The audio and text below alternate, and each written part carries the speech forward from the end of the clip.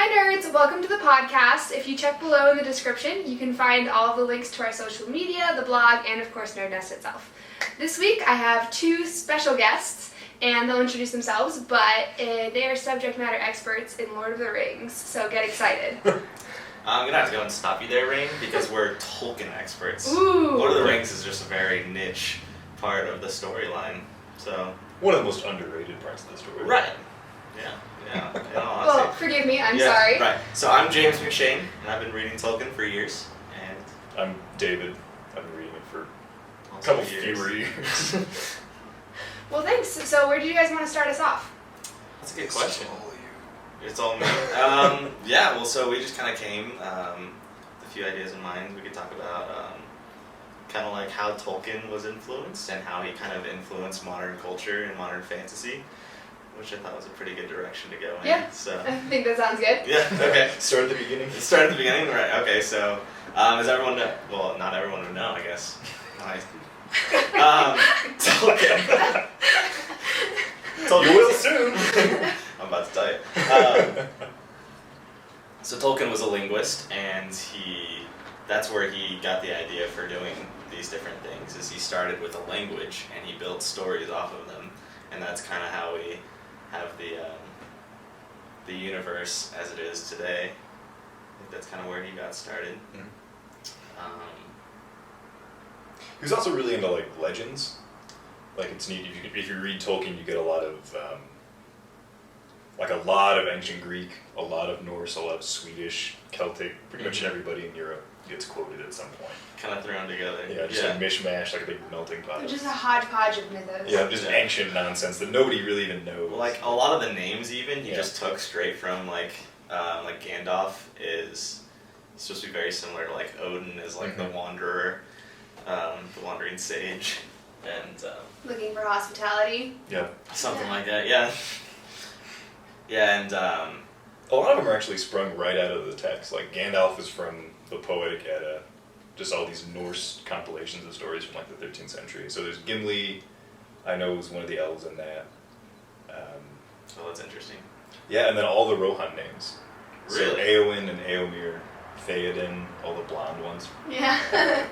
They're all actual ancient Old Norse. Oh, wow. Like it's just straight from... I guess that makes sense that they're the golden-haired people. Right. Yeah, That like makes sense. contrast to the Numenorians, Yeah. who are kind of like dark-haired and brooding. Mm-hmm. So, yeah, that's interesting. I didn't realize that. I think one of the cool things about Tolkien is he kind of came at this pivotal time where we're ready to move on from these epics like Beowulf and the Iliad and the Odyssey, and he kind of like led us into what modern fantasy is today. Because I think like he kind of like bridged the gap between like what I would consider like one of the epics or Game of Thrones now, because I don't think Game of Thrones could happen without a lot of this fantasy series. Yeah, and I think there's that saying that the first fantasy series you ever read is always going to be your favorite, just because the same stories have been told over and over and over again now, and so it's those first themes that you read that stick with you the longest. And I think you're right. I think Tolkien sort of tapped into some new themes there, which is interesting. Yeah. And he tapped into a lot too. I mean, beyond just like the mythology, like the environmental aspect of Tolkien is really unprecedented. Like up until you get stuff like Dune, where it's entire planets. Mm-hmm. Like with him, like it's still like ecologically based, but with Tolkien, it's only a couple areas, kind of more natural, spiritual sense to nature as opposed to a scientific one. Yeah, and some of the stuff that we read before coming here, talked a lot about how the environmental movement was very influenced by Tolkien's work. So a lot of the people were wearing like Gandalf for President buttons and things like that. All the hippies really liked it. They were really all about the Lord of the Rings books. So yeah, so I mean it's really easy to see like where his offshoots are, because I think they're just in everything you can probably draw a connection to something from Tolkien. So. Which of course is exciting for us, because then we get to actually People are like, what is this really all about? We got stories. Yeah, you got 2 hours. We'll explain anything in Middle Earth. Yeah, we can go for it. Well, some things. Something. Most things. There's a lot of names. It's hard to keep some of the names straight. But So what else did you guys bring? You guys had a notebook. Oh yeah, we got some notes. It's over there. It's very far. There wasn't a lot in there either. There wasn't a lot in there either. There really wasn't. But yeah, I mean, there's a lot of reference to Tolkien as kind of the father of high fantasy, which is usually fantasy that takes place in its own world. So I think what's really cool about his works is it's kind of one of the first times you see a world that's not supposed to be the world we live in created, and I think he did obviously a great job creating the world. There's so much detail, but it's also kind of opened up fantasy to have that kind of stuff happen again, like Westeros or any Narnia, these kind of places. I guess Narnia was kind of happening at the same time. Yeah, Narnia was sort of. Right, but I mean, They I still were think- buds, so. Yeah, they were all hanging out getting drunk. They were pals, just Yeah. like shooting it. Yeah, so I think that's really a pretty cool aspect of it. Is it was kind of one of the first ones and led into all these. So when people are like, oh, like what was like Aragorn's like tax policy, like acting it like, oh yeah, like these other stories are like so much more in depth. And it's like, yeah, you have to understand that like it was more of this bridge and it like opened it up to us. Like of course it's not going to be as in depth as some of the other stories that we're seeing today. But I think you still have to respect it because I think it's a simplistic really like opened it up. So Yeah, that makes sense. He always seemed to have more of an emotional core, I think. Like he was a lot more emotional and spiritual as opposed to like what was Aragorn's economic policy, right, yeah. which is interesting. I'm sure he had one. Yeah, it's out there. He just didn't have to know it. It's definitely in the appendix or something. I mean, he definitely wrote it down somewhere. But yeah, like kind of moving forward with that, like I think the way that Tolkien uses magic is one of the coolest in any of the fantasy series I've read because it's not like this outward projection of like magic or like throwing fireballs around, right? Like Gandalf barely ever does magic. Yeah, it's very rare. There's not a spell for Right, and he do doesn't this have or like a that. phrase, and but I think the magic in I don't know, it's something I've kind of thought quite a bit about. It's just like how is it represented and like who's stronger? You can't like ever really measure that. So I think like Beren and Luthien. Mm-hmm. Okay, so there's this story for the lay person. Beren and Luthien, which is kind of one of the greater love stories that Tolkien tells, and it's in the Silmarillion. And at one point, Morgoth, who is essentially Sauron's boss before he gets captured. So Sauron's like small fries compared to this guy. But he captures Beren, right? And then Luthien comes in and Sauron is there in like full like vampire get up. Sauron's a vampire. Yeah, he's a shape changer, yeah. So you don't know that. So I'm asking like and she like sings and he's so blown away by how strong she is. And so it's really kind of like a cool, it's not like I'm the biggest and the strongest, it's who has the most willpower and the most drive to succeed. The noblest birth. The noblest, yeah, The nobility. noblest. Yeah, I like that. It's all about who your parents are in Middle Earth.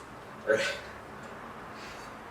Yeah, I guess her mom was an angel, so she kind of had an upper hand, but A demigod. yeah, something like that, yeah. But yeah, I always thought that was cool. Have you thought about that at all? Yeah, practical magic isn't really a thing for Tolkien so much.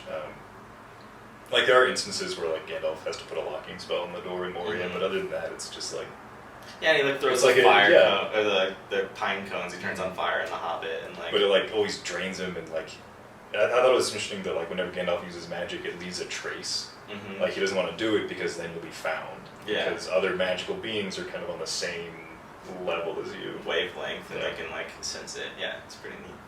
So I mean, I don't really want to talk about the movies, but like I think that if you want a good example of it's an this, important thing. it's like when I think one of the good examples is when Gandalf gets really mad at Bilbo in the very beginning of the first in the Fellowship, and he takes over the room, and the room gets really dark, and Gandalf grows, and he's using like these words of power to like, do not mistake me for some conjurer of cheap tricks.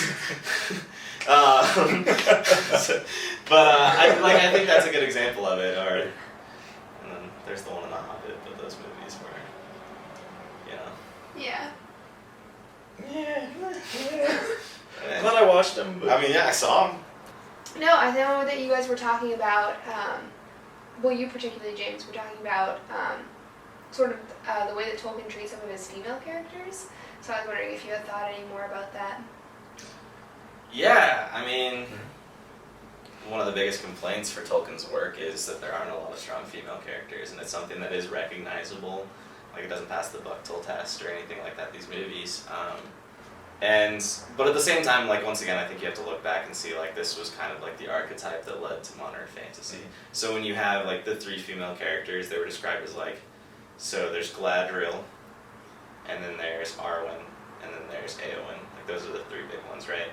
Yeah. And so, I mean, well, there's Rose, I guess, but, like, but it's like the divine priestess, like, the elven princess, and the shield maiden. Like, these are like three archetype female characters, and so people kind of write him off and say that he didn't really put a lot of thought into it. And I think they have a pretty good point. I'm not gonna try and argue that he is like a feminist writer, because I don't think that's necessarily true. But I think you also have to kind of take it into account of like when he was writing. He was writing in Oxford in like the 30s and 40s. And so I think it's just like, I mean, it doesn't surprise me that he didn't add a lot of female characters. I would have liked if he had, but I think it's kind of understandable that he didn't. But I don't think he wrote any poor female characters. Yeah, there's not like a poorly written one. I guess Éowyn's change, when she kind of starts as a shield maiden, and then she gets hurt and she falls in love with a man. Yeah, and then she's like, I'm going to be a healer all of a now. sudden, she's a healer, she's going to be a mother, and she just kind of falls into that role that's obviously been prepared for her. Yeah. There's no really rebellious, well, I guess at the time it would have been rebellious, like women who act out of their roles. You know, everyone accepts, okay, I'm going to be this princess, I'm going to be high up in this castle, that's what's kind of right at the time. So it's pretty outdated, but you can see where he's coming from. Right. And I mean, like the language he uses in the books to describe his female characters, he talks about the men being like strong of heart and like being strong in arms and things like, and that's swords, didn't get those gains back in Oxford in the 30s. Yes, but then he describes the women in like terms of their beauty and things like that. So it's like, I mean, it is problematic, but at the same time, it's kind of just, it's opened the door. I hope, I like want to believe that it opened the door for some stronger female characters that you see in some other. I think in the Silmarillion he had a couple that were pretty, like, once again, Lúthien's incredible. Not much without her Baron. I mean, she was just a chick dancing in the woods. Right, until the man shows up. Right, yeah, excellent point. But I'm just saying, like, she's a very strong character, and she takes on one of the world's greatest evils on her own. Well, I guess she had her talking dog with her, but like... Every heroine needs a talking animal sidekick. Right. It could have been like, a Disney movie. It would have been great. But yeah, other than that, it's kind of hard to find a strong female character that you can really, like, has depth, which is, again, disappointing, but... I think he always said that he was writing what he would want to read. Which, in his case, was myths and legends. And Northern Europe has a tradition of not very active female roles. Yeah, especially in, some of those Nordic myths and legends. A lot of the religious pieces really were oriented towards the masculine. The patriarchy. That damn patriarchy. I think, and I think that's why Peter Jackson, when he made the movies, he added a lot of like feminine roles. Like Arwen is in maybe two pages of the Lord of the Rings, and there's a male character there that saves Frodo at the ford. But he switched that, and then of course he added Tauriel and the Hobbit. Yeah. Which was just on the long list of added things. Yeah. That was just the big one for me. It was the elf dwarf romance really didn't sell me. Yeah, as a Tolkien fan. Just really not. We were talking on the way over here, like we didn't realize that Endor in Star Wars, the planet, is Middle Earth in Elvish. Oh. So like it's all these illusions that are really neat, and like there are a lot of other fantasy series out there that you can pretty much draw a line to. Like if you've ever read Jim Butcher's Dresden File books. No, I haven't. Well, they're great. Okay, so we'll put them on the list. Plug. He's a modern day wizard detective. So it's like film noir meets like. Oh, meets fantasy. That's meets awesome. fantasy in Chicago. So it's great. But it's also I really appreciate it because the author constantly like has an inner monologue of the wizard's head, and he's always quoting Tolkien. And so there's a part where he's like trying to break in and fight these bad guys. And he's like, a wizard is subtle, or do not anger a wizard, for they are subtle and quick to anger. And then, of course, the character's just like, F subtle, and like kicks the door down. And all these, like, I mean, it's great. There's a lot of fun stuff. Or like the Sword of Shannara. I don't know if that's Terry Brooks. It's one of the most, there's so many parallels. And like a lot of people kind of skip it when they read the series because it's so similar to the Lord of the Rings storyline. So, it's like they're making the TV show and they're starting with the second book because they realized if they made the first book that they'd be in trouble. So that's fun. Get a call from Peter Jackson's lawyer. Yeah, Chris Tolkien calls you up. That's not a phone call you want.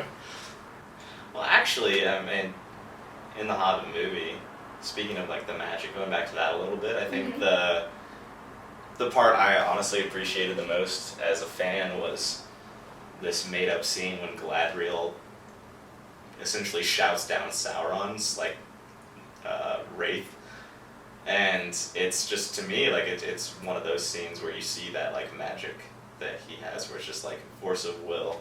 And I mean, it's a ridiculous scene and it doesn't make a whole lot of sense, but I think that was one of the coolest parts, like seeing Galadriel, like, because Galadriel's one of the oldest elves, she's one of the most powerful.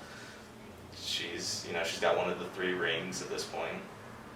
But it's not power in like a traditional sense. No, it's power, like the power to it's an preserve. internal power. Yeah, it's like a preservation, protection. And I think that's what a lot of the Elven Magic was in the series.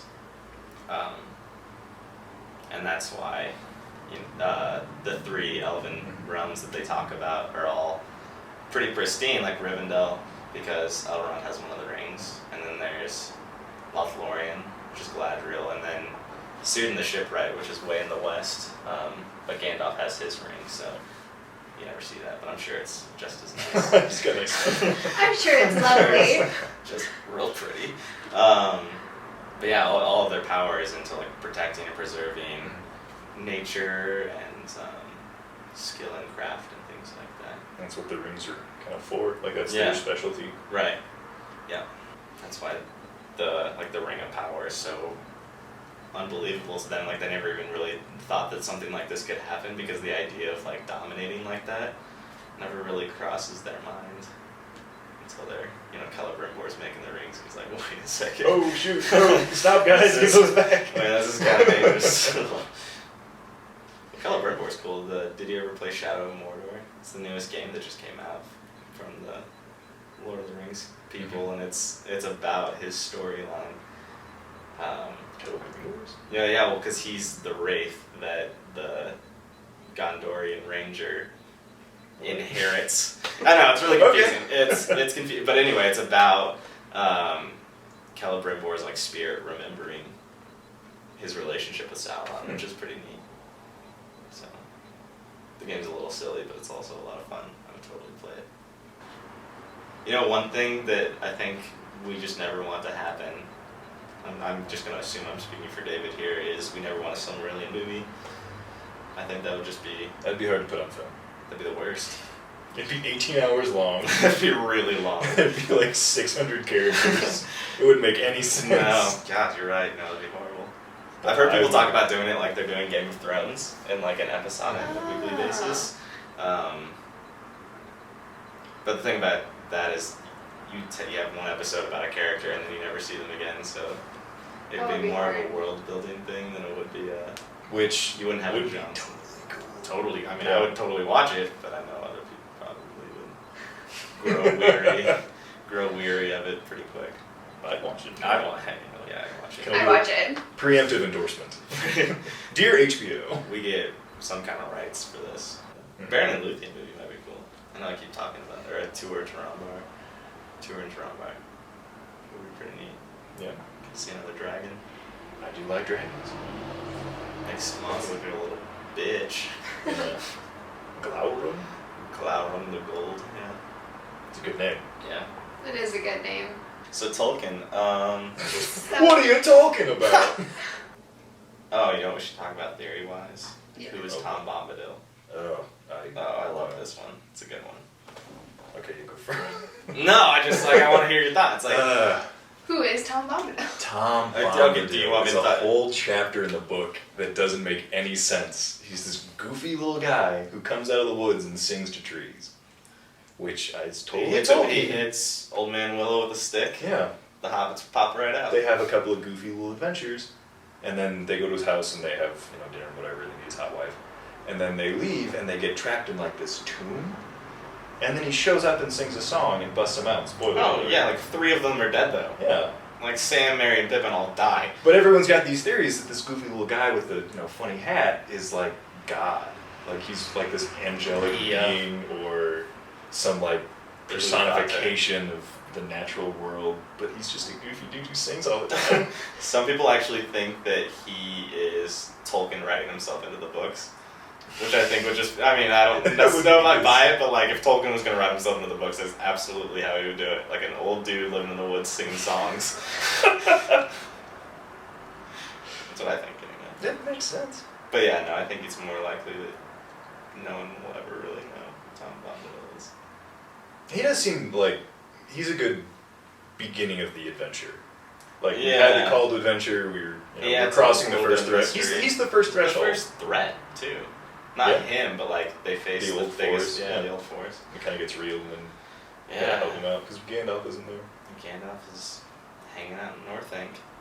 So that's Tom Bombadil. That's Tom Bombadil. People get mad about him. About him not being there, about Yeah. him existing. Just not being in the books. You mean the movies? Yes, like if you Yeah. listen to the books. It's like They made him up for the movie. people aren't reading the books right. Yeah, what? I think it would have been way too weird Oh yeah. to add him in, because like as book readers who are really into the lore, we have to have these kind of conversations where we don't know who he is. Like try to Just like, trust us. just try to make him like a thing that movie audiences can understand. It would be kind of funny though. It would If he be just just, like, showed up.